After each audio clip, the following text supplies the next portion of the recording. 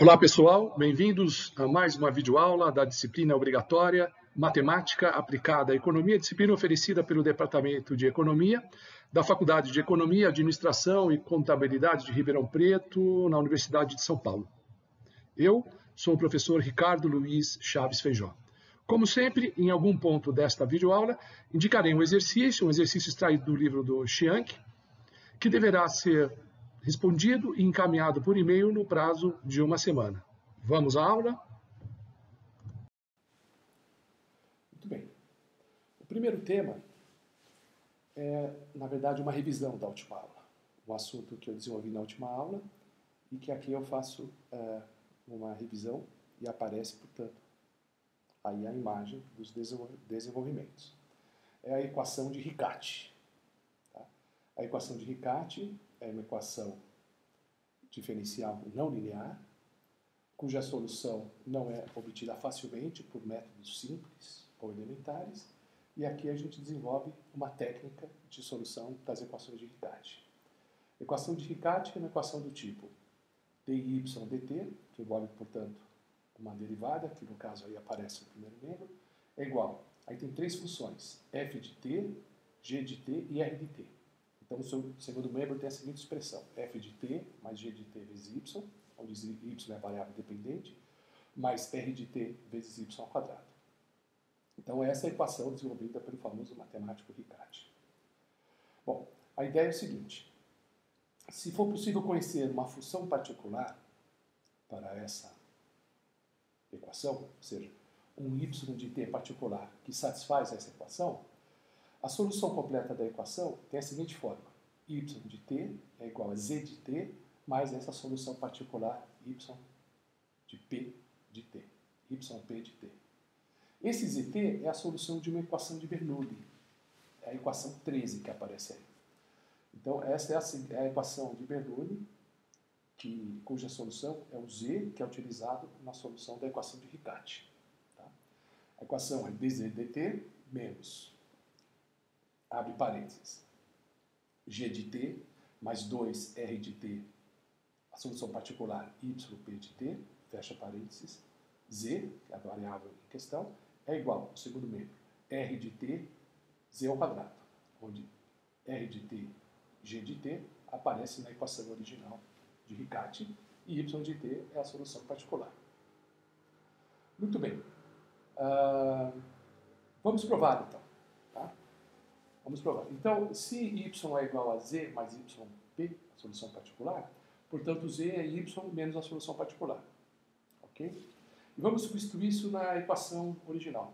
Então, aparece lá, na equação original, no primeiro membro, dy dt. Então, vamos derivar o y e escrever explicitamente em função de z e de yp. Então, fica dz dt mais dyp dt.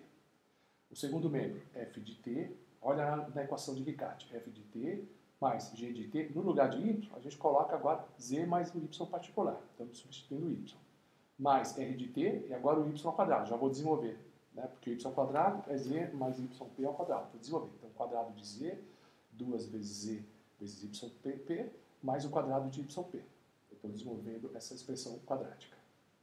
Como o yp é a solução particular da equação original, então eu vou escrever novamente a equação original e no lugar do y eu ponho o yp, que é a solução particular. Portanto, dyp dt é igual a f de t mais g de t yp mais rt yp ao quadrado.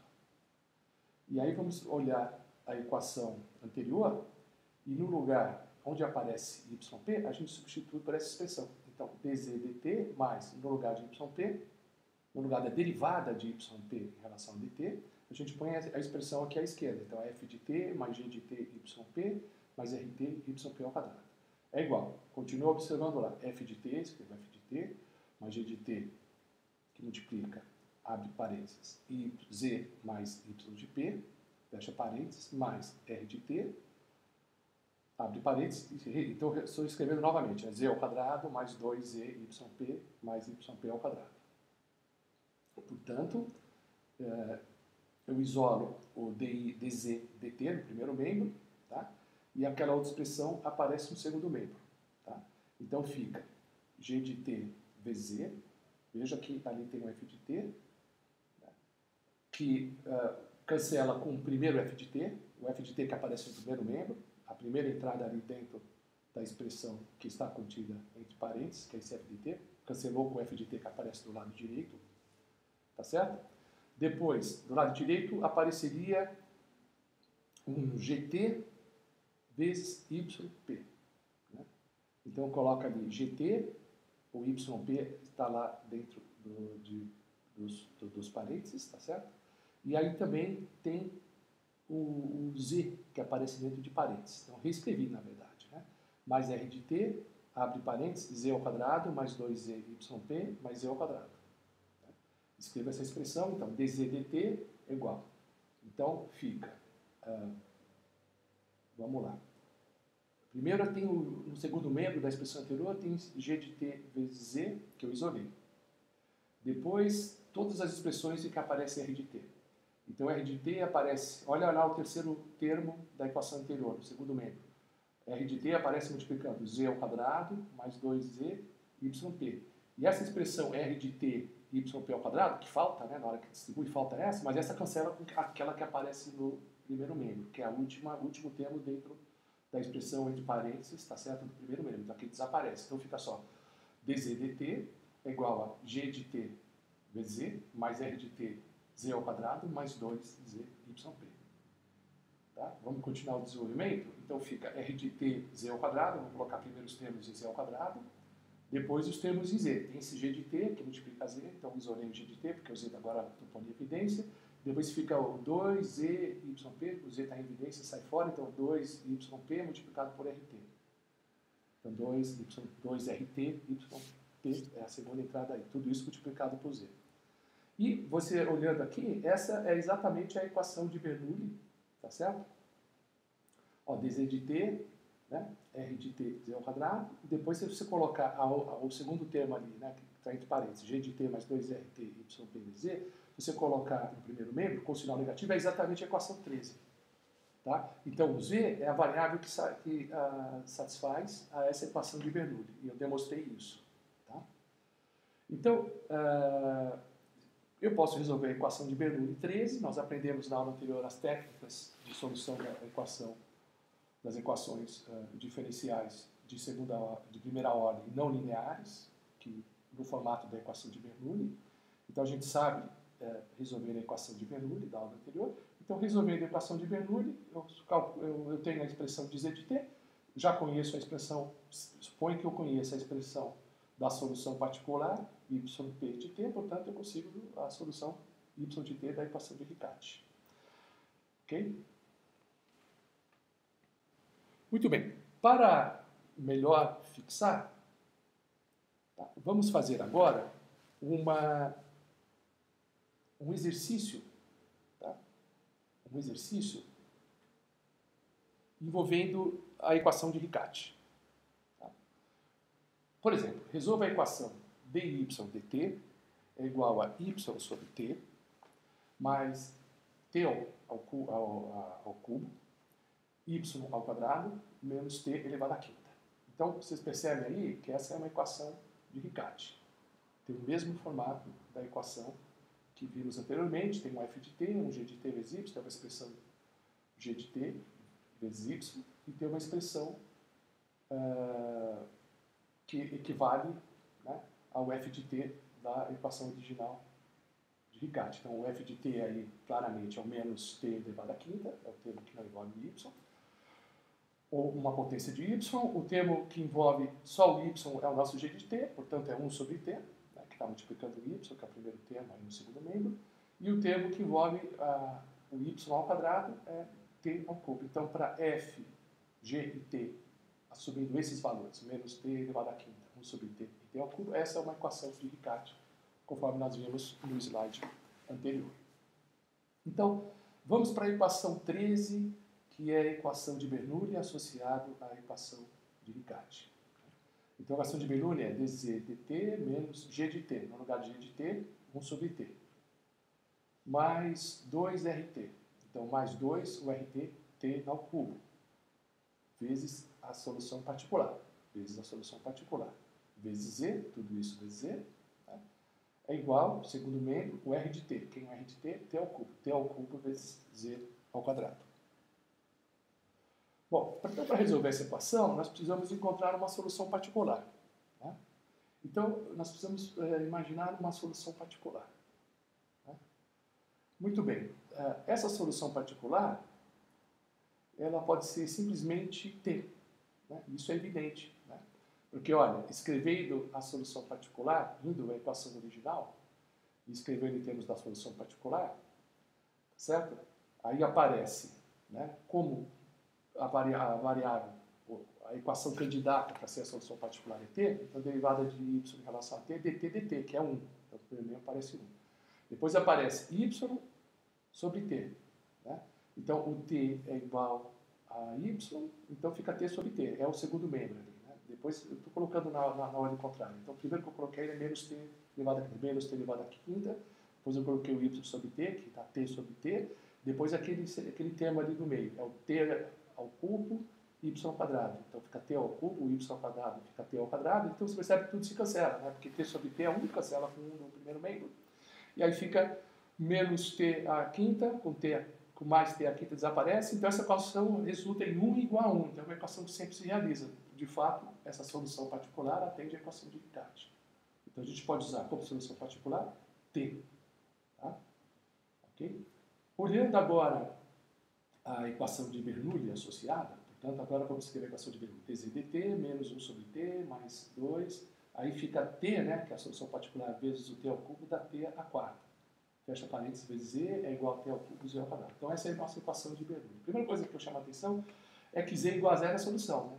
Porque a derivada de zero é zero, então fica zero menos zero, que é zero, e no outro lado fica zero também, porque tem aquele z ao quadrado. Então, z igual a zero é a solução. Nunca se esqueçam das constantes evidentes, que muitas vezes o livro-texto omite essa solução, mas ela é uma solução importante.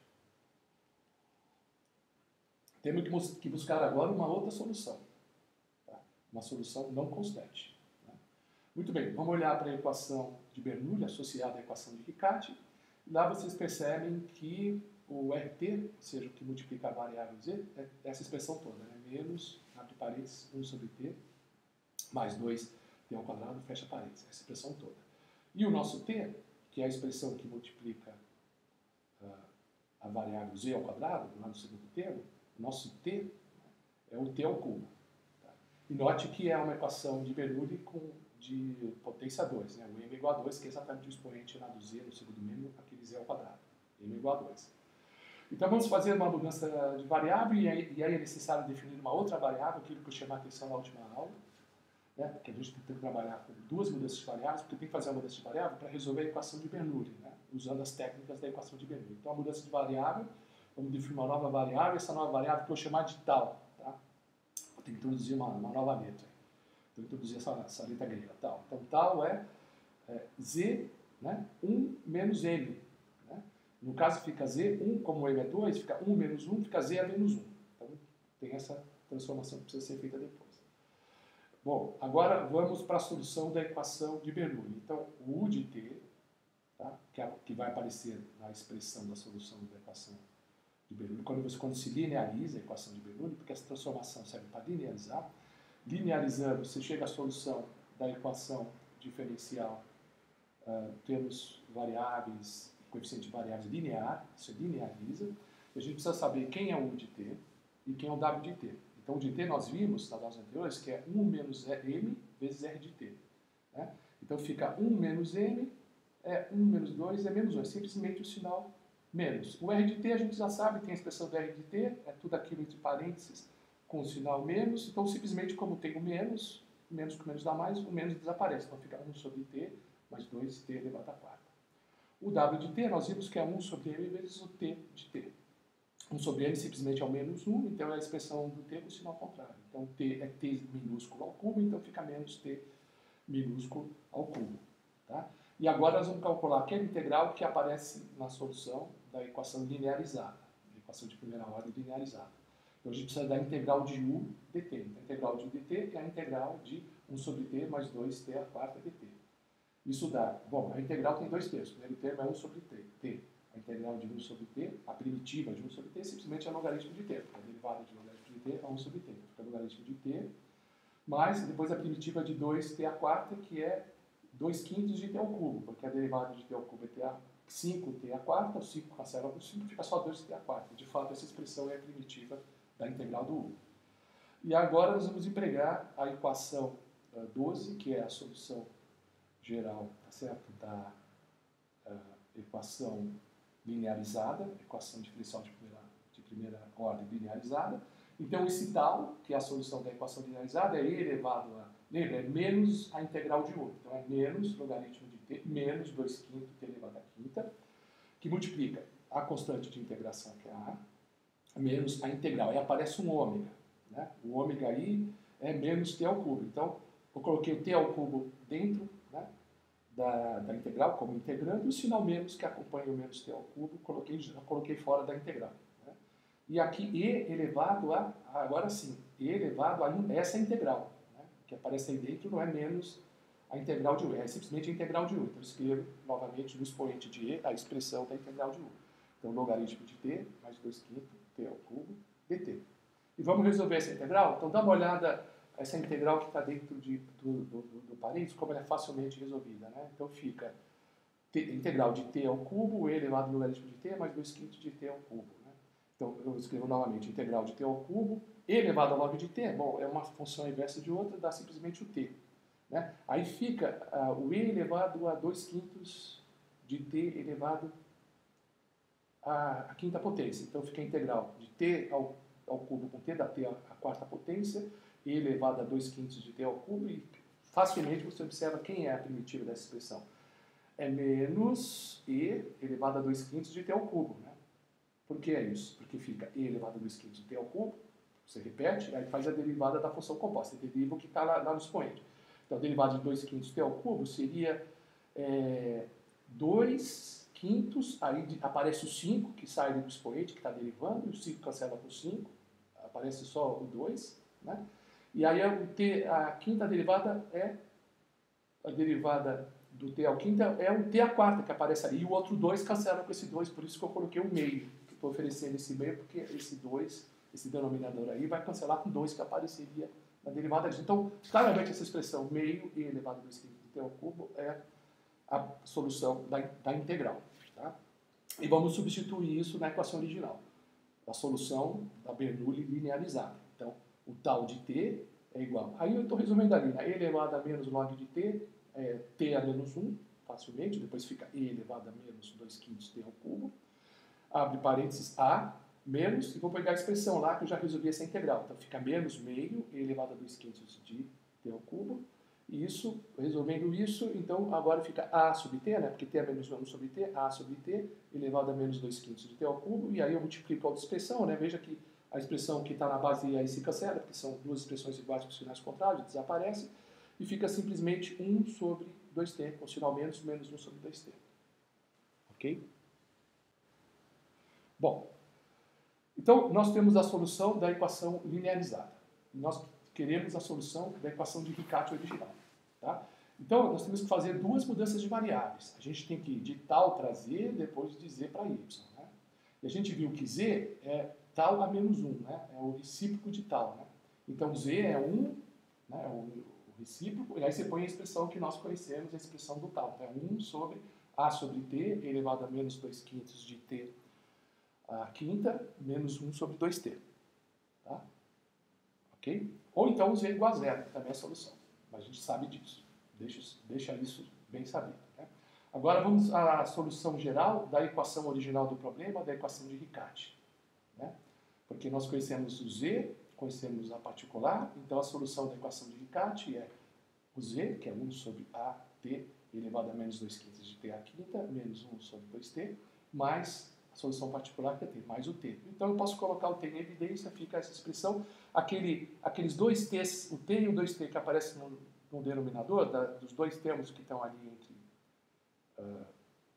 parênteses e está no denominador, esses dois t eu passo para cima, né? Aí deixo o t lá dentro, porque o outro t eu vou pôr em evidência.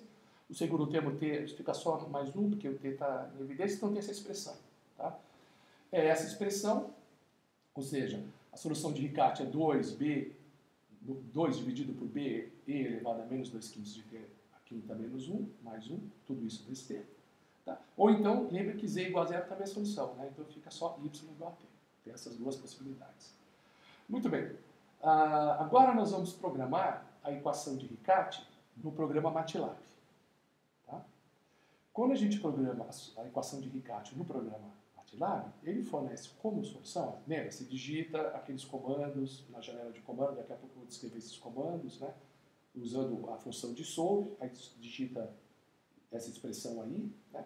E o MATLAB oferece como solução um termo de tangente hiperbólica, tá?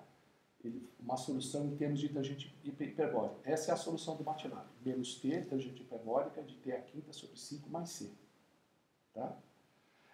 Eu vou mostrar que a nossa solução é idêntica à solução do MATLAB, como eu tenho feito nos outros casos que a gente usa MATLAB, que muitas vezes o MATLAB obtém uma solução diferente da nossa solução analítica. Aparentemente diferente, né? Mas é sempre a mesma solução. E o MATLAB, que é um programa muito sofisticado, ele está usando o conceito de tangente hiperbólica, e a maioria dos alunos não aprendem tangente hiperbólica no ensino médio e nem no curso de cálculo, tá certo? Já é um assunto um pouco mais avançado da matemática. Olha, a tangente hiperbólica é o seno hiperbólico sobre o cosseno hiperbólico.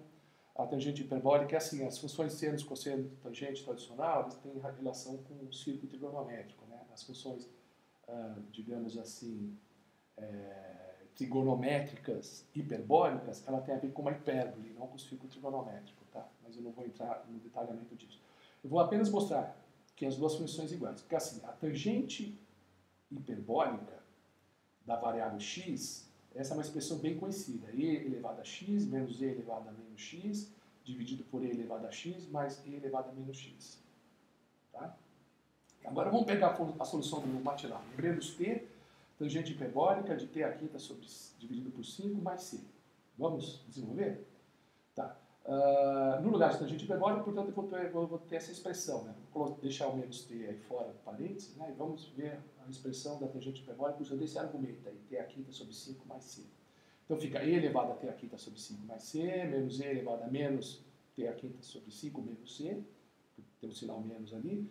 E embaixo aparece e elevado a t à quinta mais c, que é o elevado a c, o elevado a x, mais e elevado a menos, né, menos essa expressão que aparece no argumento. Então, menos t à quinta sobre 5 menos c. Tá certo? Então, agora eu faço menos t, vamos ver o desenvolvimento. Aí eu pego esse e e distribuo, digamos, essa base. Né? Eu coloco o c nessa base também. Então, fica ec elevado a t à quinta sobre 5 menos e. Então, ali tem o menos c, então estou separando. Né? E elevado a menos c, elevado a menos t à quinta sobre 5, e a expressão de baixo, separando, né, o termo em c, colocando na base e o c. Então, e elevado a c, elevado a t à quinta sobre 5, mais e elevado a menos c, elevado a menos t à quinta sobre 5. Agora vamos desenvolver isso. Tá? Bom, então eu escrevo novamente, menos t, tá? E agora eu vou fazer o seguinte, tá? Eu vou multiplicar o numerador e o denominador por e elevado a c, porque se eu multiplicar o numerador e o denominador pela mesma coisa, eu não afeto. Então vamos fazer isso. Então, e elevado a c. Então, e elevado a c vezes e elevado a c dá e elevado a 2c. Olha a expressão ali. E elevado a t à quinta sobre 5. Menos, agora esse e elevado a menos c desaparece, porque eu estou multiplicando por e elevado a c. Né? Fica só 1, então ele vira 1. Então fica menos e elevado a menos t à quinta sobre 5. Vamos ver embaixo que também tive que multiplicar por e elevado a c. Fica e elevado a 2c, elevado a t à quinta sobre 5. O outro e elevado a menos c desaparece, mais e elevado a menos t à quinta sobre 5. Vamos continuar nosso desenvolvimento? Agora eu vou fazer outra coisa. Eu vou multiplicar numerador e denominador por e elevado a menos t à quinta sobre 5. Olha só. Aí fica menos t, vamos fazer isso, porque eu estou multiplicando isso. Numerador e denominador não altera a expressão, certo? Então fica e elevado a 2 quintos, o outro desaparece, porque ali tem e elevado a t elevado a 5 sobre 5, mas eu multipliquei por e elevado a menos t elevado a 5 sobre 5. Então desapareceu. E elevado a 2c. Menos, ali tem menos, né? Mas estou multiplicando por menos. Então fica menos e, aí fica menos 2 t elevado a 5 sobre 5. Estou multiplicando por essa expressão por ela mesma, né? Então aparece esse 2 aí. Menos 2 t elevado a 5 sobre 5. E embaixo aparece e elevado a t, o outro fator desaparece, porque eu estou também multiplicando embaixo por e elevado a menos t a 5 sobre 5, fica só e elevado a 2, 5. E a outra expressão fica e elevado a menos 2, porque estou multiplicando pelo mesmo cara, e elevado a menos 2, t aqui sobre 5, certo? Tá. Agora, o próximo passo é multiplicar, pegar esse sinal menos, aí passar para dentro da expressão entre parênteses. Então, ficou t, não menos t, e agora você inverte, né, por causa do sinal menos. Então, fica e elevado a menos 2, t a 5 sobre 5, menos e elevado a 2 elevado a 5, dividido por e. E a expressão embaixo eu mantenho, né, porque o menos eu multipliquei só o numerador, evidentemente. Né. Eu só mudo a ordem, né? Eu coloco primeiro e elevado a menos 2, t elevado a 5 sobre 5, mais e elevado a 2c. Vamos continuar. O próximo passo é o seguinte, eu mantenho o t, agora eu vou trabalhar aquela expressão. Eu vou somar e multiplicar pelo mesmo cara. Tá? Somar e subtrair, perdão. Quando eu somo e subtraio pelo mesmo cara, a expressão não se altera, certo? Eu vou somar e elevado a menos 2, t elevado a 5 sobre 5, mais e elevado a 2c, dividido por e elevado a menos 2, t elevado a 5 sobre 5, mais e elevado a 2c. Então, tem menos essa expressão, olha só dentro, o segundo termo dentro da expressão entre parênteses. É menos essa expressão, mais essa expressão. Posso fazer isso, né? Estou fazendo menos e mais do mesmo cara. Ótimo. Aí, quando eu faço isso, bom, a segunda expressão que você está vendo, o terceiro termo que aparece com o sinal mais, o numerador é igual ao denominador, é 1, é aquele mais 1 que aparece. Agora, em relação aos dois primeiros termos, eu vou colocar o e elevado a menos 2, t elevado a 5 sobre 5, mais e elevado a 2c, em evidência, é esse termo comum, é o denominador comum. Em evidência não, eu uso só o denominador comum, tá certo? E na expressão de cima aparece, eu repito, e elevado a menos 2, t elevado a quinta sobre 5, menos e elevado a 2c, e agora eu vou ter que dividir, eu tenho que fazer o quê? Agora eu vou ter que pegar a outra expressão, olha, menos e elevado a, com sinal menos, porque tem um sinal menos ali antes da fração, né? Eu vou distribuir esse sinal menos. Não, eu vou, na verdade, colocar tudo entre parênteses, ainda não vou distribuir, vou colocar tudo entre parênteses, para dizer que o menos se aplica aos dois termos. Né? Então, menos, aí abre parênteses e fecha parênteses. Abre parênteses e põe e elevado a menos 2t elevado a 5 sobre 5, mais e 2c. Tá? Fecha parênteses, mais 1. Né? Aí, quando você olha a expressão em cima, olha só, naquele numerador, o e elevado a menos 2c, o menos e elevado a 2c, se cancela com mais e elevado a 2c. Então, isso aqui desaparece. Né? Aí aparece a expressão e elevado a menos 2t a quinta sobre 5, menos e... Não, perdão, não é que desaparece. Peraí, deixa eu voltar.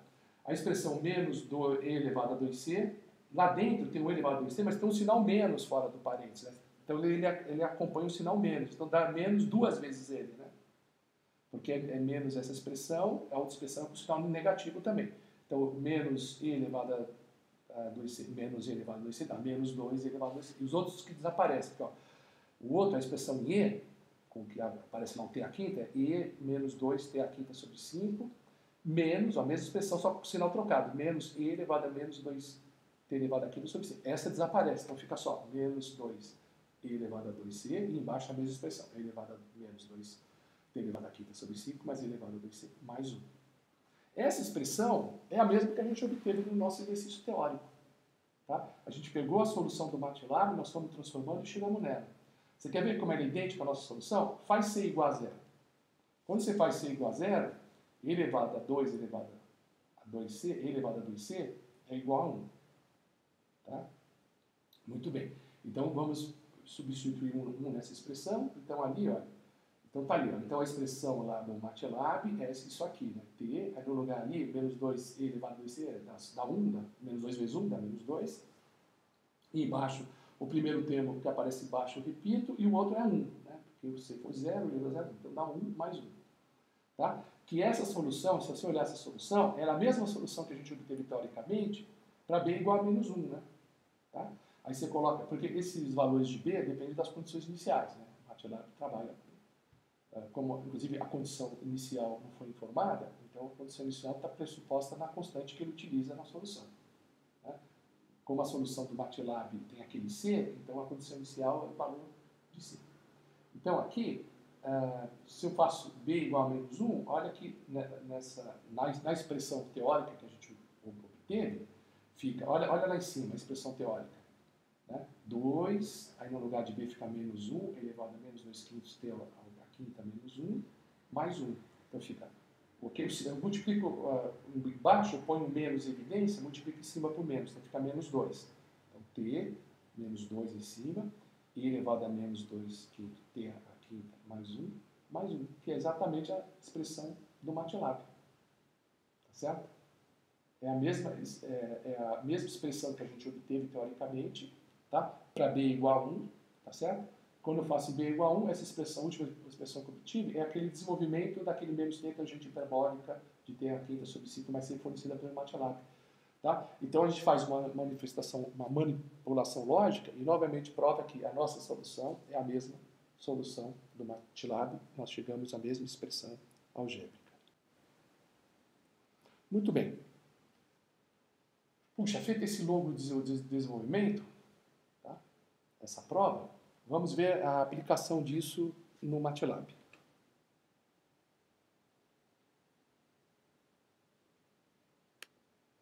Muito bem. Vejamos então no MATLAB. Né? A fim de escrever isso no MATLAB, como sempre, a gente isola a derivada da variável dependente, né, dy dt, e aí você põe a equação do problema no segundo membro, a equação de Riccati, nesse exemplo. Então, y sobre t mais t ao cubo y quadrado menos t à quinta, e desenvolve na sequência do MATLAB. Né? Então, são esses comandos que devem ser digitados na janela de comando do programa. Cis y de t, define a variável dependente y e a variável independente t para o programa. E depois você quer resolver a equação, que o y de t é a solução da equação diferencial, dissolve, aí abre parênteses e vai te mostrar a equação. Tem uma derivada de y em relação a t, que é esse diff f, colocamos os dois iguais, tá? Que é a ideia de identidade do MATLAB, aí você escreve a equação, y sobre t, que é y barra t, tá? Mais, aí o t com um circunflexo ali para indicar a potência, né? T elevado ao cubo, vezes, você coloca o asterisco para indicar a multiplicação para o programa, y circunflexo 2 é a potência quadrática de y, menos t circunflexo 5, que é o t elevado a quinta. E o y de t é o simplify.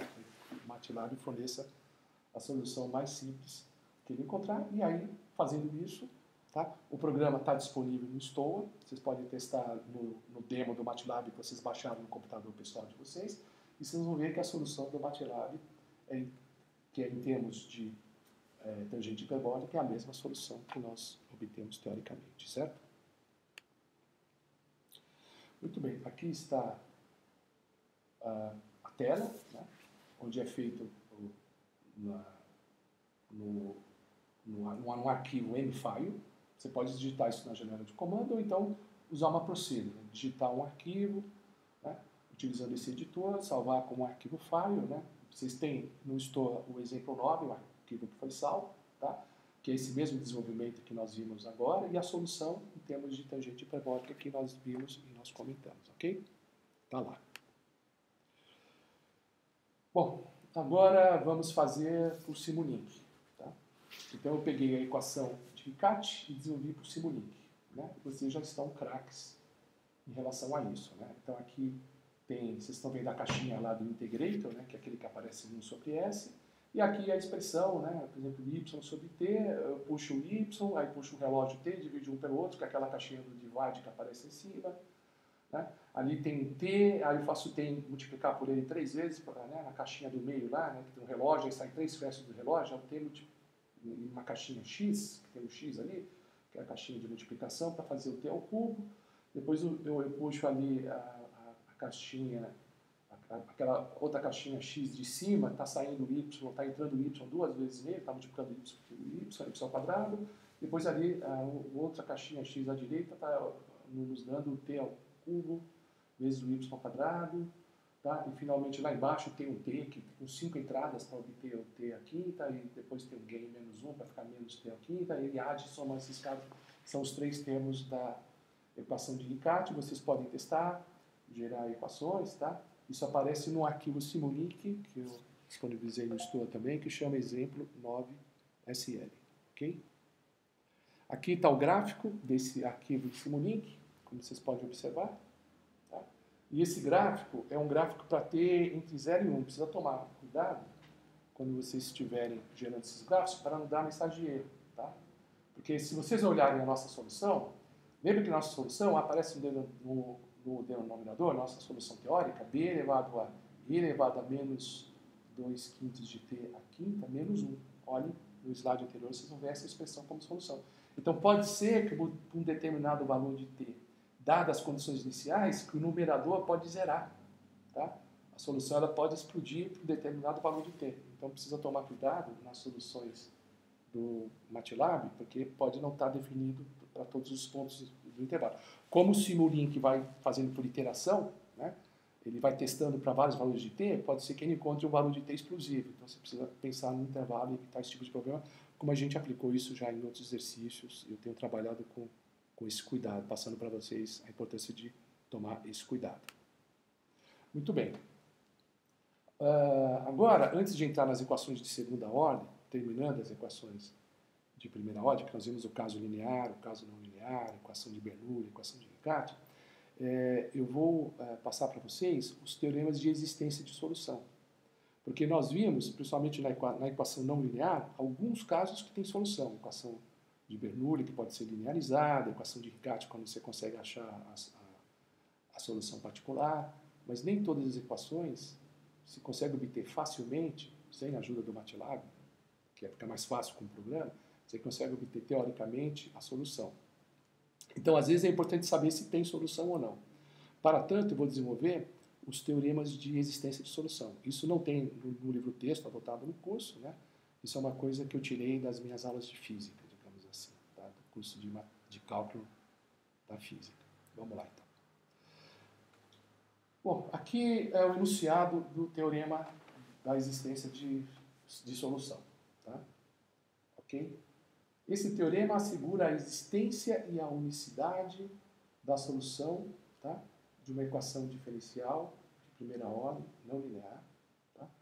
Na verdade, você pode estender esse teorema para equações de ordem mais elevada, mas vamos ficar só nas equações de primeira ordem. Lá na frente eu posso comentar um teorema equivalente para equações de ordem mais elevada. Tá? Ok. Então, imagine assim, né? O teorema assegura a existência de uma solução dentro de uma região, dentro de uma vizinhança, não é em todo o espaço. Tá? Esse teorema garante a solução na vizinhança. O teorema não será demonstrado, será aplicado para a equação de primeira ordem. Tá? Eu vou me limitar a enunciar esse teorema. Tá bom? E por ele nós podemos nos assegurar que a equação diferencial tem solução. Tá?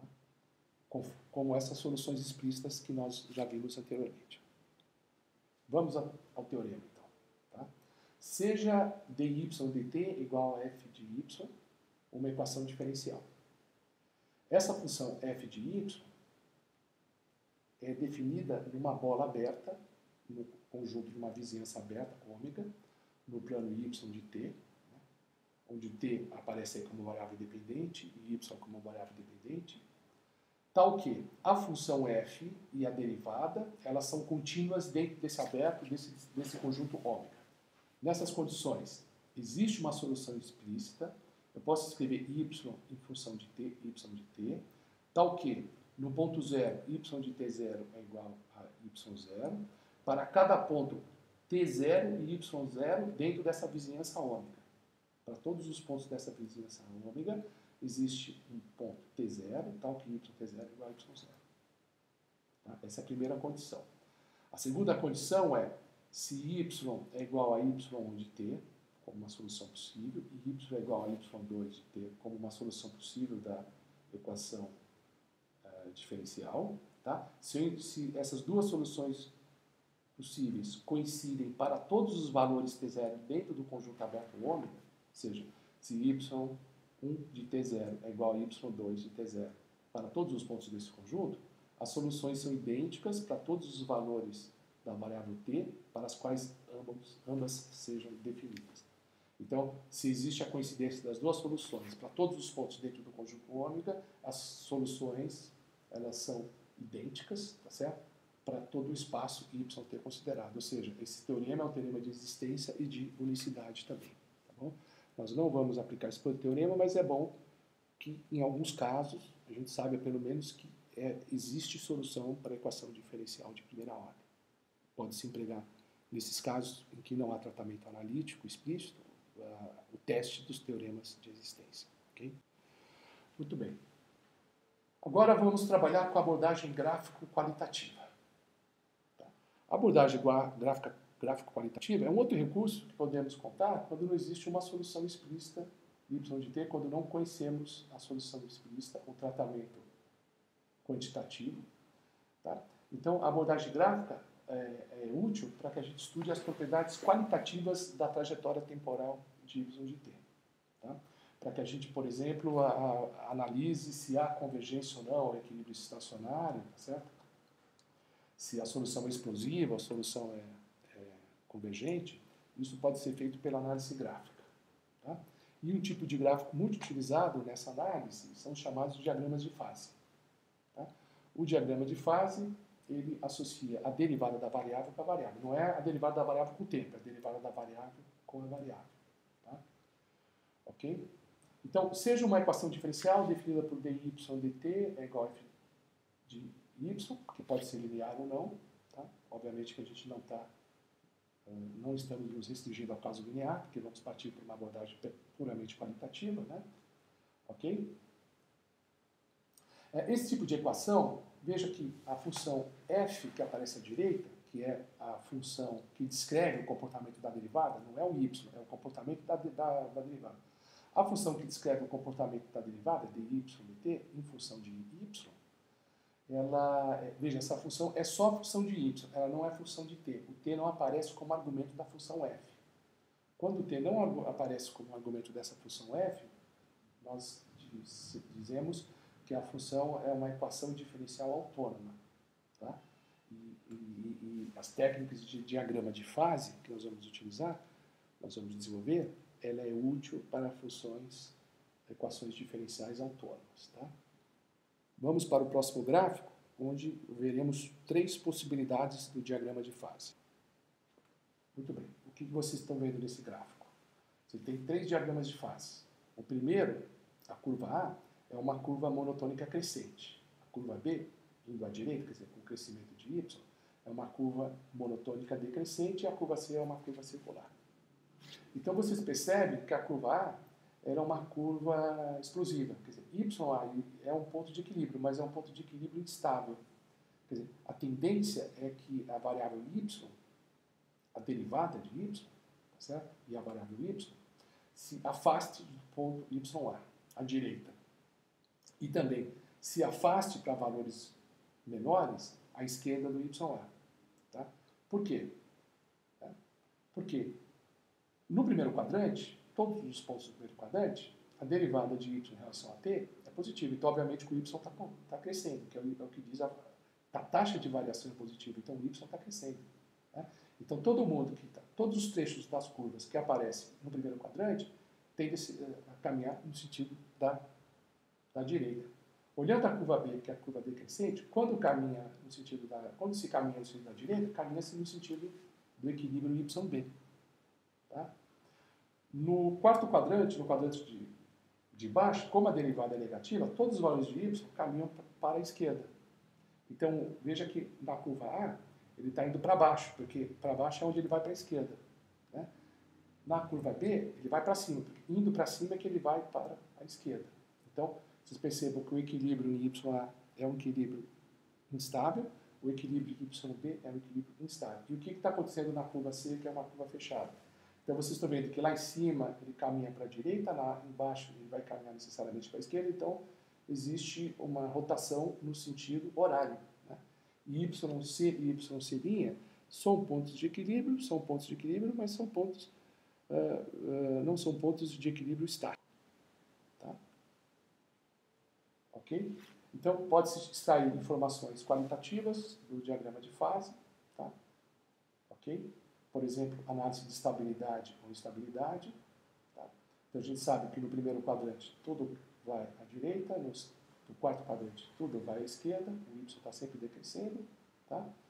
O equilíbrio está no eixo y, tá? o YA e o YB, ou seja, onde a curva A e a curva B cruza o eixo y, tá?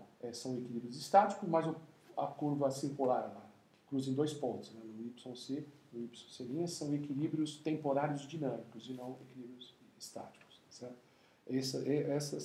Estas são três representações típicas, três situações típicas de diagramas de fase. Ok? Note, se a linha do diagrama de fase é positivamente inclinada, monotônica crescente, como a curva A, o equilíbrio é divergente, é instável, como no ponto YA. Tá? A variável dependente tende a se afastar dele em duas direções. Quando a inclinação é negativa, como na curva B, o equilíbrio é convergente e estável, a variável caminha sempre do ponto onde se encontra em direção ao ponto de equilíbrio YB, quer vindo da esquerda ou vindo da direita. E na curva C, descreve-se o movimento cíclico no sentido horário. Vamos representar as trajetórias temporais, tá? Utilizando a informação do gráfico anterior, que é o gráfico C, e vamos agora representar a trajetória de YT, tá? No lugar da trajetória de DY/dt, mas a trajetória de Y no tempo, não a trajetória da derivada em Y. Tá? Ok? Então, vamos trabalhar com o gráfico 7, tá? Que é a trajetória de YT no tempo em relação à curva A, o gráfico 8, que é a trajetória em relação à curva B. Veremos que no primeiro caso, o equilíbrio, como já vimos, né? Mas veremos a trajetória de YT, que de fato é no sentido de um equilíbrio dinamicamente instável, no primeiro caso, e no segundo caso, um equilíbrio estável em YB. No primeiro caso, é instável em YA, certo? Então, a gente pode tirar conclusões sobre estabilidade e instabilidade com base na inclinação da linha de fase. Tá? As linhas de fase com inclinação positiva correspondem à instabilidade dinâmica, equilíbrio instável, e as linhas de fase com inclinação negativa correspondem à estabilidade dinâmica. Aqui estão as curvas, vocês podem observar aí as curvas. Tá? Note no primeiro gráfico à direita que o YT ele é explosivo. Né? Ou ele explode para valores infinitos, ou ele explode em direção a zero a valores menos infinitos. Tá? Então é o caso A, que é o caso de equilíbrio instável. E o caso B é o caso de equilíbrio estável. Se o valor estiver acima do equilíbrio, ele converge, o equilíbrio vem decaindo e se aproxima do equilíbrio. Se ele estiver abaixo, ele converge de baixo para cima na direção do equilíbrio. Tá? Então, é um equilíbrio estável que está sendo representado no gráfico 8, no gráfico de baixo. Bom, agora a gente pode examinar a linha de fase de um caso bastante conhecido, né? E ver que as nossas conclusões qualitativas, elas batem com as conclusões quantitativas nos casos em que a gente obteve solução explícita, né? Então, por exemplo, a equação 1, né, que é a equação que a gente começa o curso, né, que é a equação derivada de primeira ordem com termo constante e coeficiente constante, né, aqui o dy dt mais AY é igual a B, o dy dt é igual a menos AY mais B, né, que ali a gente pode ver, ali à direita já está a linha de fase, né, certo? A curva de fase. Então, essa curva de fase é uma reta que tem a inclinação menos A, né, uma reta negativamente inclinada, com inclinação negativa, certo? Que tem o intercepto B, tá? Então, por exemplo, se a constante A, o valor de A for positivo, então a inclinação é negativa, né? Se a inclinação é negativa, nós estamos no caso anterior B, que é o caso que há convergência para o equilíbrio, né? Okay? Se o coeficiente A for negativo, então a inclinação que é menos A se torna positivo e a gente entra no caso A, que é um caso de equilíbrio instável. Então, ocorre divergência ao equilíbrio. Tá? A nossa solução quantitativa, nossa solução explícita é essa aqui, né? YT é igual, entre colchetes, Y0 menos B sobre A elevado a menos AT mais B sobre A. Então, se o A for positivo, né? O A positivo é o caso de solução estável, então se o A for positivo, essa exponencial, elevada a menos AT, tende a zero, né? Com T igual a infinito, que é uma exponencial negativa, ela tende a zero, o que garante a convergência. Né? Converge ao termo, né, que é a solução particular, tá certo? Converge à solução particular, que é o equilíbrio estacionário dado por B sobre A. E se A for negativo, né, o fator exponencial, aí ele vira positivo, porque menos A é positivo, então ele explode. Né? Então não há divergência. Então veja que a análise quantitativa, quando a gente tem a solução explícita, ela coincide com a análise gráfica. Tá? Nesse caso a gente viu que é a mesma coisa, mas muitas vezes temos apenas a análise gráfica, não temos a solução quantitativa explícita. Okay? Vamos ver o caso agora da linha de fase C. Tá? Vamos observar essa linha de fase. Não é uma função, né, porque eu relaciono a um y dois valores da derivada, é uma função, é uma relação, né, que pode ser escrita por uma equação, por exemplo, parecida com a equação de círculo, a derivada de y de t ao quadrado, né, é igual a f de t. Tá? O que nós temos é uma trajetória temporal que oscila entre os dois extremos, yc e yc', tá certo? Tá? Que pode ser descrito no gráfico, vamos mostrar isso logo adiante, no próximo slide, tá certo? E lembrando que esses dois valores, yc e yc', não são equilíbrios estáticos, né? São limites oscilatórios. Tá? Okay? É um extremo local em que a derivada se anula, tá certo? Comparado a um pêndulo, quando o pêndulo atinge a altura máxima, que a velocidade torna-se zero, mas depois ele volta a desenvolver velocidade. É um equilíbrio dinâmico, não é um equilíbrio estático. Tá bom? E aqui está o gráfico, vocês estão vendo o gráfico, tá certo? O que ocorre nessa terceira linha de fase, na circular, que o y fica oscilando entre esses dois limites, né? O mínimo yc, o máximo yc', né? E você tem aqui pontos, ou ali na crista da onda, ou no vale da onda, em que dy dt igual a zero, mas isso é uma condição para um extremo local. Certo? Muito bem. Agora, o último assunto da aula são esses modelos de crescimento de solo. Tá? E nós vamos agora fazer uma aplicação do que nós vimos de equações diferenciais de primeira ordem, utilizando esse modelo de crescimento, que é um dos modelos de crescimento clássico, um dos modelos pioneiros da análise macroeconômica. Então eu explico ali, né? Os primeiros modelos formais de crescimento foram desenvolvidos por Sir Roy Harold, em 1939, e Edsey Domer, em 1946. Então às vezes chama modelo de Harold-Domer. Anos depois, em 56, 10 anos depois, o economista Robert Solow propôs um novo modelo de crescimento, parecido com o modelo de Harold-Domer, com uma ligeira modificação em relação a uma hipótese em particular. Tá? No modelo de Solow, que é o modelo mais flexível e mais empregado dentre os modelos básicos de crescimento, o crescimento de longo prazo é determinado pela taxa de acumulação de fatores de produção, taxa de acumulação do capital, taxa de acumulação do trabalho, tá? Pelo ritmo de crescimento da produtividade do trabalho, dado o progresso tecnológico. Tá? Então, são essas taxas, as taxas de crescimento desses fatores que determinam a tendência de crescimento de longo prazo da economia. Não, os dois modelos, Harold-Domer e Solow, portanto, eles não são sinônimos. Há uma pequena diferença entre esses modelos, tá? Principalmente sobre a premissa que eles empregam em relação à função de produção. Tá? A hipótese da relação capital-trabalho, tá? No modelo mais primitivo de Harold-Domer, a relação KL, que é esse K grego aqui estilizado, tá certo? Ele pressupõe, os primeiros autores pressupõem que isso é proporcional ao nível de capital. Tá? Então, essa relação, que é esse K grego, é ρ vezes K, proporcional ao nível de capital. Tá? Então, o trabalho não aparece como determinante dessa relação capital-trabalho. A relação capital-trabalho só depende do nível de capital.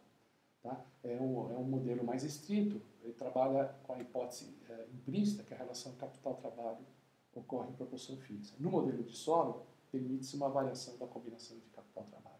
Simplesmente ele postula uma função de produção, que é esse Q, né, o produto, é função desses dois argumentos, capital-trabalho, K e L são variáveis positivas, dependendo dos fatores, e ele propõe qualquer combinação entre capital e trabalho, não tem essa hipótese de que esse K, proporção capital-trabalho, seja proporcional a K.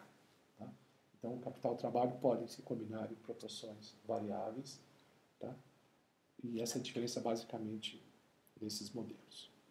Ambos os modelos podem levar em conta também a depreciação do capital. Tá? Esse é um aspecto que é perfeitamente incorporado nesses. Muito bem, vamos ver algumas coisas desses modelos. As derivadas parciais dessa função de produção em relação a K e L são ambas positivas, porque as produtividades marginais são positivas. Então, a produtividade marginal do capital é positiva, a produtividade marginal do trabalho é positivo, porque na microeconomia eles estão na região que as produtividades marginais são positivas. Tá? E não trabalham com regiões problemáticas com produtividades negativas. Tá? As derivadas segundas também são negativas, aí é por conta dos retornos decrescentes.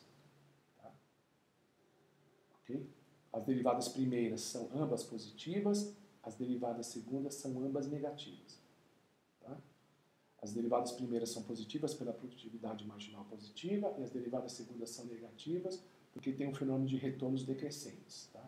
O retorno do capital, tá, é decrescente, o retorno do trabalho também é decrescente. Então, FKK é negativo e FKL e FLL, perdão, FLL é negativo também. Tá? F é uma função linearmente homogênea, pela hipótese de retornos constantes à escala. Pode-se trabalhar com essa hipótese simplificadora de função linearmente homogênea. Portanto, se eu multiplicar os dois insumos por um fator, né, o produto é multiplicado por esse mesmo fator. Se dividir por um fator, o produto fica multiplicado também. Essa é a condição de retorno constante à escala, ou linearmente homogêneo. Então, se eu dividir por L, por exemplo, então o primeiro fator K fica K sobre L, o segundo fator é L, L sobre L dá 1. Né? Então, se eu dividir por L, eu posso multiplicar por... Se eu dividir e multiplicar por L, eu tenho o mesmo resultado. Então, Q é L, F de K é L e 1. Tá? Então, é L, aí essa função de produção, o K sobre L, eu novamente vou usar aquele K grego. Tá? Então, o L, o F, é a função só desse K grego, que aqui não é uma constante, né? Então, para explicitar o K grego como argumento, eu vou, no lugar de F, usar a função φ. Então, Q é L de φ de K. Tá? Então, a primeira coisa que eu quero observar é o seguinte: o sinal de φ acompanha o sinal de FK. O sinal de φ, duas linhas, derivada segunda de φ, corresponde ao sinal de FKK. Tá? Então, significa o seguinte, que como o FK é positivo, o F' de K é positivo. Como o F de KK é negativo, o F duas linhas de K, perdão, o φ duas... Vamos voltar então. Então, como o primeiro φ de K é positivo, o F de K, né, F subíndice K é positivo, então φ' de K é positivo. Como F de KK é negativo, então φ duas linhas de K é negativo. Tá? E aí se demonstra facilmente esses sinais, porque o F de K é derivada de Q em relação a K, portanto é derivada de L φ de K, né, porque é L φ de K, derivada de L φ de K sobre dK, e aí se põe aquele, como é K, aquele L aparece como se fosse uma constante, então ele sai da derivada parcial, então L, derivada parcial de φ de K sobre K, então del φ de K sobre del K, então L, aí você faz a função composta, né, essa derivada de φ de K, que é a derivada D mesmo, né, porque K é o argumento, depois você deriva o K em função do K, né, que é parcial, porque o K depende do L também, né, então L, o dφ de K, dK é exatamente esse nosso φ' de K, e ali o dK, K é capital trabalho, né? Então dK é simplesmente 1 sobre L. Então os dois L's cancelam, a função FK é a função φ' de K, portanto o sinal de um é sinal de outro. E para ver porque o sinal de F de KK é o sinal da derivada segunda de φ, então F de KK é a derivada de φ' de K dK, né? Porque φ' de K dK é o FK, então, quando eu vou derivar mais uma vez para ficar o F de KK, então é del φ' de K del K, então del φ' de K del K, faz a composta, né? D, né? D porque o K é o único argumento do φ', então D φ' de K dK, vezes del K, né?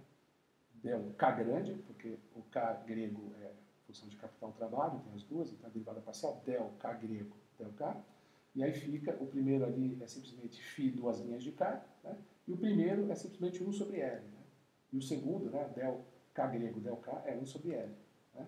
Então você olha, como L é positivo, né, então você percebe facilmente que o sinal de F de KK é o sinal de F duas linhas de K. Tá? Então acompanha o sinal. Então, como o primeiro sinal é negativo, o sinal de F duas linhas de K também é negativo, certo? Bom, com base nisso, vamos fazer o desenvolvimento do modelo de Sora. Né? Duas hipóteses em relação ao capital e o trabalho. Então ele fala, uma proporção constante de Q é investida. Tá? Ok? Então, o investimento é uma proporção do produto. Uma proporção produto é investido. Investimento corresponde à derivada de K em relação a T, ou K ponto. Né? Então, K ponto é diretamente proporcional, né, a uma proporção constante do quê? Então, dk dt é igual a K', que é igual a S de Q. Tá? Essa é a primeira hipótese, em relação aos investimentos. Proporção constante do produto é investido. A segunda hipótese, a força de trabalho cresce exponencialmente. Tá? Então, o lambda é a taxa de crescimento da força de trabalho, ou seja, a derivada da força de trabalho em relação a T sobre derivada de L em relação a T, né? A força de trabalho L em relação a L. Essa taxa de crescimento é positiva. Tá? Então vamos lá. Pegando a primeira equação, lá na segunda linha, então K', K ponto, né, que é a derivada de K em relação a T, S sobre Q. E o Q nós vimos que é L φ de K, aquele K grego, né? L φ de K, K grego. Então, como o K grego é K sobre L, então eu posso dizer que o K é o K grego V0, passando ali no numerador multiplicado pelo primeiro K grego que está ali no primeiro meio. Então, K é o K grego V0.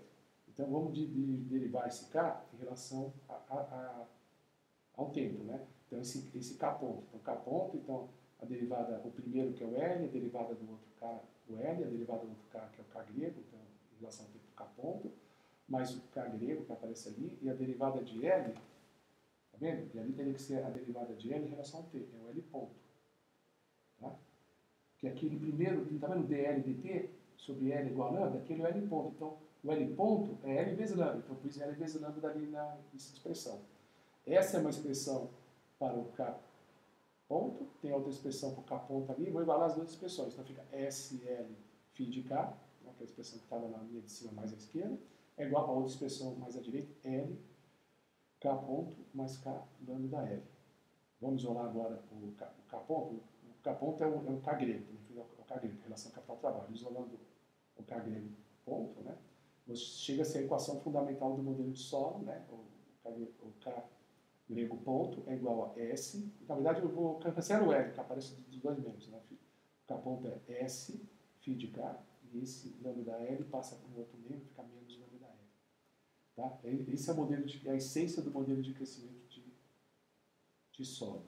Tá? Para a gente entender a ideia desse modelo, trabalhar com a interpretação econômica dele, dá uma olhada. A variável, aparece lá a variável K grego ponto e a variável K. Então, vou no plano que relaciona K grego ponto com a variável K grego. E veja que o K grego ponto é a diferença da curva S φ de K grego, né, menos a reta. Isso, na verdade, é uma reta, né? Reta lambda K. Então, eu vou desenhar a primeira curva, tá? Certo? Que tem um formato côncavo, porque φ é uma função côncava. Essa é só uma constante. Eu vou desenhar uma curva côncava, vou desenhar uma reta, tá certo? Uma reta com inclinação positiva. Tá? E a distância entre a curva convexa e a reta de inclinação positiva, ou menos é que eu estou fazendo a diferença, a distância, né? Vai dar o valor de K'. Olha só que interessante. Observe esse gráfico. Né? São os dois termos que aparecem no lado direito da equação de solo. O termo φ, S φ de K grego. Né? Essa curva é para obter o K grego ponto, né? A derivada, a variação da relação capital-trabalho, ali o K grego, relação capital-trabalho. Então, essa primeira curva é côncava porque o φ é uma função côncava. Certo? Então, eu desenhei aqui. Né? Nós vimos, né? A derivada segunda é negativa, né? Do φ, portanto, o φ é uma função côncava. Então, o φ é uma função côncava, lambda vezes K é uma reta que passa pela origem, e a distância entre esses dois, ou seja, um termo menos o outro, né? O termo S φ menos o termo lambda K, a distância dele é a variação da variável K grego, que é a relação capital-trabalho, e variação no tempo, que é exatamente a distância vertical dessas duas curvas, que está sendo indicada aí por essa seta de duas pontas. Tá bom? O que está acontecendo nesse gráfico 9? Então, o valor de K ponto, né, é dado pela distância vertical entre as duas curvas. Tá? Chega uma hora que essa distância é zero, quando as duas curvas se encontram. O ponto onde essas duas curvas se encontram, se vocês vão olharem, lembrarem do gráfico anterior, é um ponto que eu chamei de K-barra. Esse K-barra corresponde a um ponto de equilíbrio estável. Tá? E no próximo gráfico eu posso mostrar a linha de fase. Vocês vão ver que a linha de fase ela é negativa quando eu passo por esse ponto. E lembra que quando a linha de fase é negativa, no intercepto, o equilíbrio é estável. Então a relação de capital-trabalho é uma relação estável. Tá? O capital-trabalho ele converge para uma taxa. Tá? No equilíbrio, a razão capital-trabalho permanece inalterada, tá? O que significa que, neste ponto, o capital cresce par a par com o trabalho. A taxa de crescimento do trabalho, que é a taxa de crescimento populacional, é lambda, e o lambda acaba condicionando também a taxa de crescimento do capital dessa mercadoria, dessa economia. Então, o crescimento do capital, ou seja, a taxa de investimento, se equilibra exatamente na taxa de crescimento da população lambda. Tá? As taxas de crescimento elas são comandadas pela taxa de crescimento da população. Curioso isso, né? A taxa de crescimento demográfica condiciona a taxa de crescimento da população nesta economia. E aqui está o gráfico que eu expliquei há pouco. Tá? E aí já é a linha de fase, que é o K' em função de K, o K grego, né? Que é a relação capital-trabalho. Né? Se vocês observarem no gráfico anterior, a distância entre as duas curvas vai aumentando, depois começa a diminuir, chega uma hora que as duas curvas cruzam, quando a distância é zero, que é aquele K-barra, que é o ponto de equilíbrio estável. E notem que a curva de fase ela é negativamente inclinada nesse ponto. Vejamos então o exercício 8. Verifique a condição de equilíbrio do modelo de crescimento em que a função de produção é uma função Kolbe-Douglas, Q igual a K elevado a alfa, L elevado a 1 menos alfa. Então, seja essa função.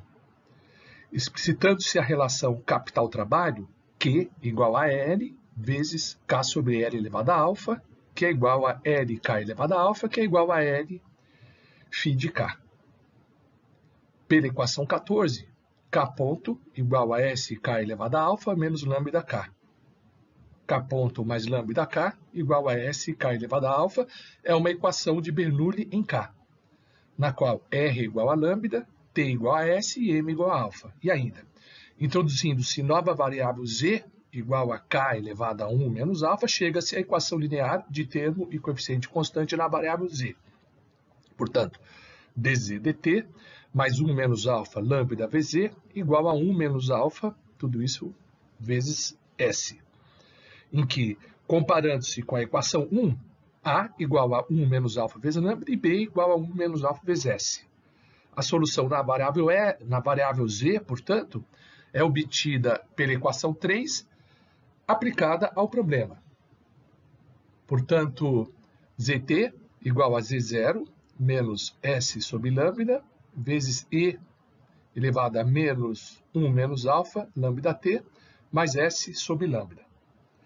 Precisamos agora escrever a solução para a variável K da equação original. K, 1 menos alfa em T, é igual, abre colchetes, K0 elevado a 1 menos alfa, menos S sobre lambda, fecha colchetes, E elevado a menos 1 menos alfa vezes lambda T mais S sobre lambda, de onde poderíamos extrair uma expressão para K. Solução trivial. Note que quando T tende a infinito, ou seja, T tende a símbolo de infinito, K elevado a 1 menos alfa tende a S sobre lambda, ou K tende a S sobre lambda, isso elevado a 1 sobre 1 menos alfa, que é o equilíbrio intertemporal estacionário do modelo de solo com função Kolbe-Douglas. Ok? Então, terminada a gravação de mais esta videoaula, da nossa 8ª videoaula, vamos ao exercício da aula. Ok? Muito bem. Eu vou indicar para esta videoaula o exercício 4 do bloco de exercícios 15.7 do capítulo 15 do Chiang. Tá? Então, exercício 4 do bloco de exercícios 15.7. Bom trabalho.